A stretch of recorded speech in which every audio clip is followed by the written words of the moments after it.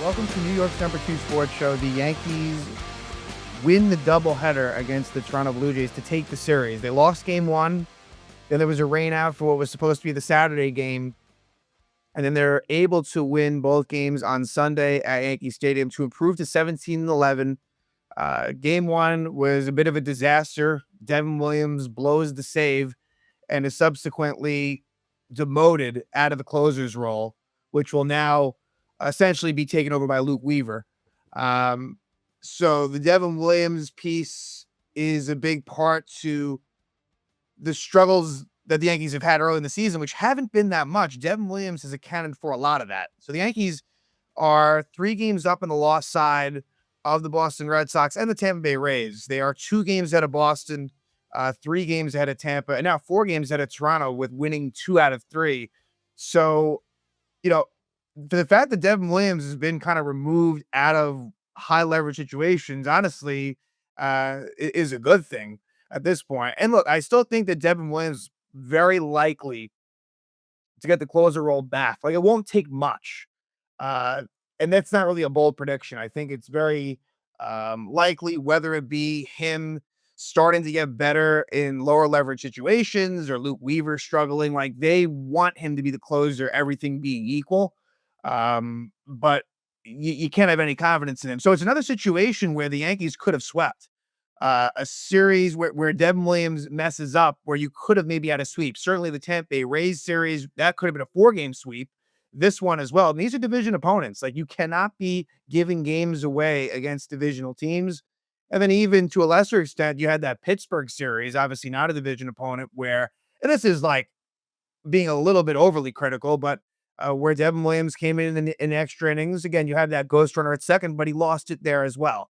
And that doesn't even include other games where he was able to get out of it, or he was removed and someone else came in and finished up the work. It has been so bad for someone that's been one of the best closers in the league. So I guess I'm kind of going in chronological order here as far as that being horrible. And it was a 1-run game. I actually think it was Devin Williams' first 1-run save possibility and failed miserably. And it was actually as bad as it's been for him. It was his first blown save of the season. Um, but the Yankees were able to respond with a couple of nice wins in games 2 and 3. And what's nice too is, really, besides Devin Williams, just getting very good pitching, and the starters were excellent. Going from Carlos Carrasco to Max Fried to Clarke Schmidt. And, the rotation certainly has a chance to, round into form a bit. Obviously, Schmidt just kind of working his way back a little bit, and it's been kind of touch and go so far, but you'd expect him to be solid. Luis Heel, there's been good news on him, and I think his return, while not imminent, I think if all goes well, you'll have him for a good chunk of the season. So because that was looked at as a strength until Garrett Cole was ruled out for the season. This was seen as a rotation that was strong, and Max Fried has been nothing but sensational since the big signing that was in the offseason. But to jump right into it, Trent Grisham was activated off of the paternity list, and so they sent down Bibas to the minor league. So another situation where he didn't get um, in that series that the Yankees had against the Cleveland Guardians. And um, they would have Trent Grisham bat leadoff in this one. Um, and it's interesting. It was actually, I'd say, his worst game that I can remember of the season. In an opportunity for him to do something. Now, the good news is for Grisham is the last game of the series, he batted leadoff and actually hit a leadoff homer. So, because I do think that, I mean, there was a time in his career where he batted leadoff regularly, and it may make sense to have him there. He really works good at bats. But just to be honest, he was in some situations, and just, the first game, look, he hadn't played for a while. We saw last year, Grisham is much, much better when he's getting regular opportunities. When it's sporadic, he struggles a bit more. So game one, maybe a little bit rusty. But nonetheless, Carlos Carrasco, I'd say he's probably been more bad than good on the whole. I mean, the ERA kind of says that. He has a 5.26 ERA on the season. But this thrown in there has been two or three really good outings, and this is one of them. Goes 5 innings, 3 hits, no runs, 2 walks, and 2 strikeouts. So the strikeout count is low. Like that's going to be a thing. Carrasco is not going to get many strikeouts, but it's only got 3 hits against what I would call, I don't know, decent might be a little bit too kind to this Blue Jay lineup. It's got some heavy hitters in it at the top, but it's not a great lineup. But still, nonetheless, it's far from the worst. That's for sure. And Carrasco did the job to keep them in it. On the Blue Jays side, Jose Barrios pitched well, going 5 1/3 innings, 5 hits, no runs, 2 walks, and 4 strikeouts. And with Grisham being in the lineup, that meant that Jason Dominguez was the odd man out. And again, it's kind of one of those rotational situations where you have one player that sits out, right? Whether that be Grisham, Dominguez, sometimes it could be Bellinger. Certainly Ben Rice is part of that. And hey, we even saw Paul Goldschmidt not start in the second game of the doubleheader. That's not going to be common. It's mostly going to be Grisham or Dominguez, but though they will mix in some others. Like if Ben Rice were to struggle, he could get thrown into that mix as well, for sure. So the good news about this series to me was that you had some of the lesser players, and when I say lesser, like lower in the lineup, had been struggling recently, do well. Like the Anthony Volpes of the world, and the Austin Wellses. I feel like they um, looked a lot better this series, whether it just be the stat lines and just the eye test. I thought that they were good. What was really interesting and of note was for game one is that Cody Bellinger moved to fifth in the lineup, which is the lowest he had been. I don't believe he had batted below. Maybe he had maybe fourth, but not even many. You typically see Cody Bellinger batting about second or third for the most part, but they had Grisham, Judge, Rice batting third, Goldschmidt, and then Bellinger, and then basically your typical bottom end, and then Jazz Chisholm batting sixth, which also for him is a little bit on the lower end. You see him more batting fifth. I don't mind the idea of that. I don't know that they're going to necessarily stick with it, but it is something that I think is good and can give you a little bit more meat, if you will, in the middle of the lineup if Bellinger were to turn it around. And he's showing some signs of life. I think there's still work to be done, but it's been getting better. But in this game, it was zeros on the board for a long time. And until a kind of a strange move, in my opinion, by Aaron Boone. And also, I should mention beforehand um, that the Yankees in this game, just some poor base running and poor decision making, where Jazz Chisholm Jr. In the fifth inning, in Carrasco's last inning, wait, no, it wasn't that inning. It was, um, when was this? Chisholm makes a play that doesn't make sense. And the inning where it happened was maybe might have been the seventh. Either way, there's a play in this game where Chisholm has a grounder to him at second base with a runner on first and no out. And instead of getting the short at second, he kind of runs towards the base runner, doesn't tag him out, and then gets the out at first. I believe Bichette was the one that was batting. And so then the runner just easily moves into second base, no problem. Not exactly sure what he was thinking about in that situation, but it ends up not hurting them. Okay, this is actually jumping. Okay, so I jumped ahead. That's in the eighth inning, so we'll get there. But that it didn't cost them, but that was just not smart.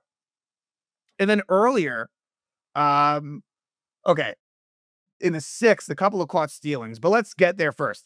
Tim Hill comes on, and that made no sense. That's the thing that made no sense. For Vlad Guerrero Jr., why would you have a soft tossing lefty, who Tim Hill, who I like a lot, to face Vlad Guerrero Jr., and Vlad, who has not had a great season to this point, by his standards, hits his second homer of the year. Just looking at it, didn't make a whole lot of sense. They didn't ask, I don't think it was asked after the game with the whole Devin Williams fallout, but that makes it one other thing. And then Hill was fine from there. Then in the sixth, you have a couple of caught stealings. Cody Bellinger walks. They bring on the lefty, Brendan Little, and Bellinger is caught stealing um, while Jazz Chisholm is up, right? And that's one thing. It's not great. Then Chisholm Jr. gets a single. And while Volpe's up, Chisholm is caught stealing second on a 3-0 count. You don't see that often, and Boone defended it, which I mean, look, Boone is getting slightly better, slightly, in terms of maybe in the case of Devin Williams, where he wasn't really at his defense as much as he would normally be. But this one, I don't, he was, it just was stupid to me. And that ends the inning right there. We go to the seventh inning, and it's a combination of Tim Hill and Ian Hamilton that finishes off the seventh. Then in the bottom of the seventh, the Yankees tied up, and it's Anthony Volpe that gets a leadoff double, started out opposite field. Then Austin Wells fly out, gets Volpe to third, but the infield's drawn in, and Oswaldo as a righty, he's able to get it through the drawn in infield for an RBI single to score Volpe to make it 1-1. And look, I glanced over earlier, like I said, at Grisham. There were some spots against Barrios where the Yankees had opportunities and didn't deliver. Not a great night as far as runners in scoring position. In fact, 1 for 9. The Oswaldo hit was the one hit runners in scoring position. And they left 11 men on base. So not great there, but they tied up. So that's the good news. And then in the eighth inning, Fernando Cruz comes on, and that's for the leadoff single to Nathan Lukes. And then the Bichette grounder to the Chisholm, which I talked about. Lukes goes to second. But luckily, Cruz gets out of the inning. So no harm, no foul for what was not a smart play. Bottom of the eighth,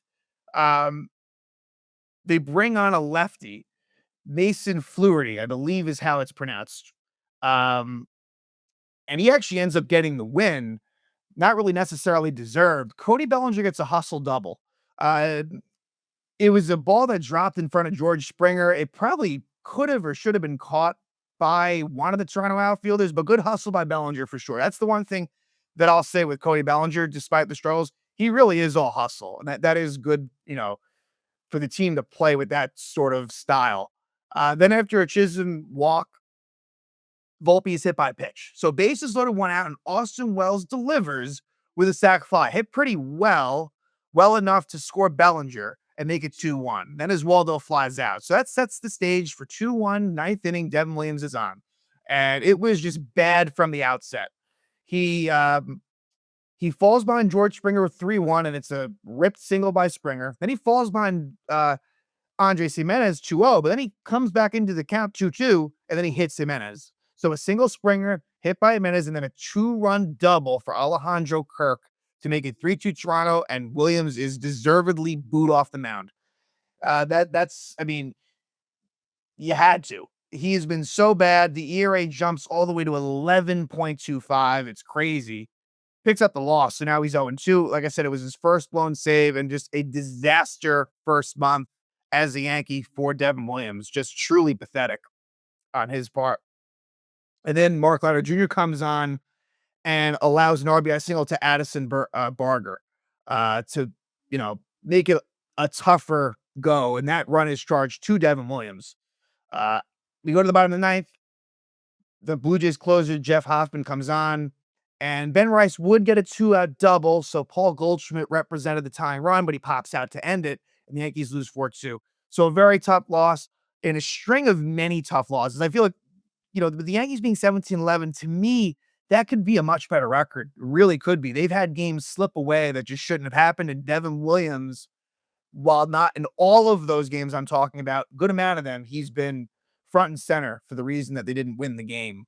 So that wasn't good. Then you get the rain out on Saturday, and it sets up a doubleheader. The first doubleheader for the Yankees this season, and one that they actually sweep. And in recent years, I can't remember too many times that the Yankees have won both games of a doubleheader. A lot of splits, and maybe even thrown in there somewhere. Maybe they lost both. Again, it's just, I'm sure there was probably a sweep within it, but a rare occurrence. So Max Fried on the mound for game 1 of the doubleheader, and he gets the win, improves to 5-0. They've won all of Max Fried's starts. He actually could be 6-0 if not for him not getting those 5 innings in that opening series against Milwaukee. But 6 innings, 6 hits, 1 earned run, 2 walks, and 3 strikeouts. And I got to be honest, in some ways, it could have been no earned runs because you have, just to get right into it, Oswaldo Cabrera, he's had trouble as far as throwing errors are concerned. Cabrera now on the season, 5 errors. I believe 4 of those might be on throws. So not great. And look, Oswaldo at the plate has been fine. It's not numbers that are going to just jump off the page, but he's been pretty solid. But you don't like seeing the fact that he's making errors. And so it's ruled a single and an error advancing Bichette to second. But it is one of those things where Um, I don't disagree with the call, but could it have been a two-base error, just straight? Maybe. Either way, Fried had a little bit of a struggle in the first inning. There was a wild pitch, and then Vlad Guerrero gets an RBI ground out to make it 1-0. And then from there, he really had to navigate out of a tight situation where it ends up being bases loaded, 2 out, and he gets Ernie Clemente flat. But give Fried credit because he really settled down for the most part after that. Second inning was a little bit tough for him, but the fact that he went 6 strong, only allowing that 1 run, ERA is down to 1.43, which is nuts. It's he's given you everything that you could ask for so far. It's been great, right? As bad as it's been for Devin Williams, it's been amazing for Max Fried, which is even more important because Devin Williams is a free agent at the end of the season, whereas Fried, you have a long-term commitment to him. As far as the lineup goes in game two of the series, game one of the doubleheader, the odd man out of the lineup for this one would be Trent Grisham. So it would be Ben Rice leading off as the DH. He actually would end up getting an inning of catching because this ends up being such a lopsided score. And then as well, besides that, you got Bellinger back into the 3 spot, more of the lineup that we're really accustomed to seeing for the most part this season. But and on the bump for the Blue Jays was Kevin Gausman. First 2 innings were fine. Third inning was an absolute disaster. And John Schneider, the manager, really, I don't understand why he was left in as long as he was. And both actually were ejected. Gausman was ejected in the 3rd inning, Schneider in the 5th by home plate umpire Chris Conroy. But Gausman's loss drops into 2 and 3, 2 and 2/3 innings, 3 hits, 6 earned runs, 5 walks, and 2 strikeouts. Just a horrific outing for him. He is someone that really is on the decline. He is capable every now and then of giving you good outings, but the Kevin Gausman we saw a few years ago is no longer, at least certainly in these Yankee games. And I think even other teams have experienced that as well. So let's jump ahead to the bottom of the 3rd, where Gausman, it's a disaster. He actually gets the first out, but then as Waldo walk, Ben Rice walk, Aaron Judge with a single, which was really, really poorly played base paths wise by Oswaldo Cabrera. He read it completely incorrect, right? So a bit of a tough start for Oswaldo in the field and on the bases. So it's bases loaded. Luckily, though, Cody Bellinger does work a sac fly. Pretty long at bat. It went 8 pitches, and he's able to do that. I think Cody Bellinger, I seem to recall, he's definitely had a fair share of sac flies this year, which is a good trait to have. Ties it up at 1. And then after a Goldschmidt walk, it's bases loaded for Chisholm, and he walks as well. A base loaded walk to make it 2-1 Yanks there. And then Volpe walks. So you have 3 straight walks. You have 5 walks in the inning. And I'm thinking, okay, they're going to take him out and bring in, I believe it would have been a lefty. Either way, you got to get Gausman out of there. He was basically throwing at least 40 pitches in an inning, and they leave him in for Austin Wells, and Wells gets the big blow. It was a 9-pitch at bat, and it's a bases loaded, bases clearing double for Wells to make it 6-1. That really broke it open. Gausman is then pulled too late again by Schneider, and then he's ejected Gausman on the way out. Guess he was upset in terms of some of the balls and strikes, but he just wasn't good.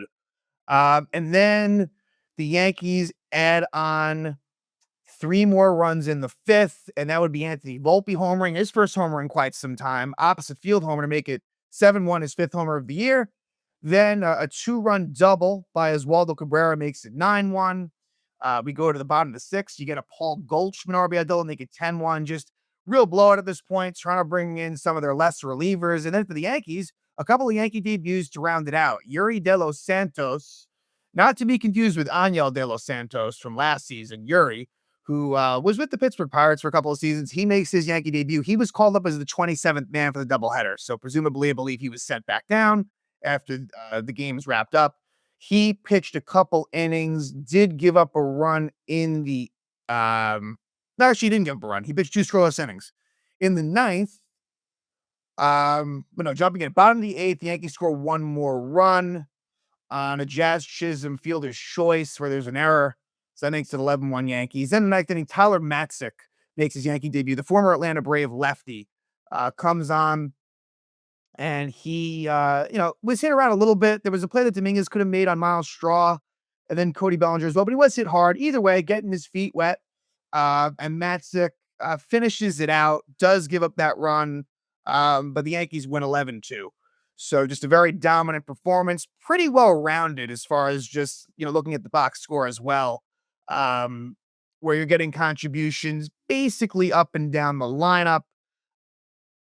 And so they win the first game of the doubleheader, tie up the series, and then they are able to win the rubber game and that second game of the doubleheader. And Clarke Schmidt was really good. Got in trouble as far as the walks were concerned. 4 walks for Clarke Schmidt, which is too much. 5 innings, allows 1 hit, which was a homer to Anthony Santander. 4 walks, too much. 6 strikeouts. So 90 pitches in 5 innings. So not the most efficient, but a definite improvement after what was a poor start against Cleveland the start before. The odd man out of this starting lineup was Paul Goldschmidt, so Ben Rice actually gets to start at first base. Goldschmidt would pinch hit later in the game. Grisham back into that leadoff spot, and maybe it seems as if, certainly against righties, that maybe when Grisham's in there, they might go with that approach, him at a leadoff, and it pays off right away.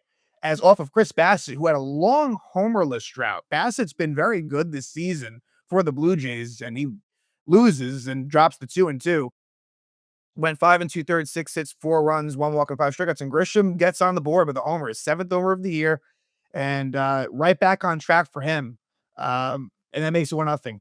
Then in the third inning, after the Yankees did have a chance in the second to maybe get something going and weren't able to, Anthony Santander, who struggled since he's been with the Blue Jays, obviously a very good Baltimore Oriole. It's been tough for him. He gets his third homer, makes it 1-1.